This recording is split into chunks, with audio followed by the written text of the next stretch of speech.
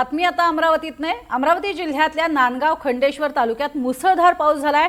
बेमडा नदीला पूर आलाय, त्यामुळे हजारो हेक्टर शेतातील पिकं पाण्याखाली गेली आहेत। शेतात 8 ते 9 फुटांपर्यंत पाणी शिरलंय। शेतातील 8 ते 9 फूट उंच असलेली लिंबाची बाग अक्षरशः पुराच्या पाण्यात पूर्णपणे बुडाली आहे।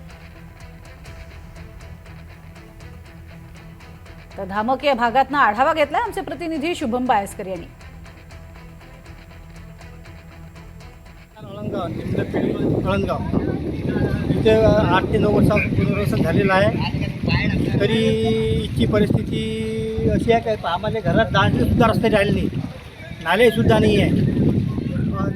विशेष म्हणजे अधिकारी लोक गावात धमकावतात, चौकाले का तुम्ही गाव सोडा, सर्व तिथं सर्व झालेलं आहे।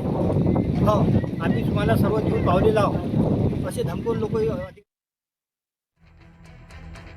तर सध्या आपण बघतोय अमरावतीमध्ये जोरदार धुवाधार असा पाऊस झालेला आहे आणि त्यानंतर या संपूर्ण परिसरामध्ये जी लिंबाची बाग होती तीच आता पाण्याखाली गेली आहे।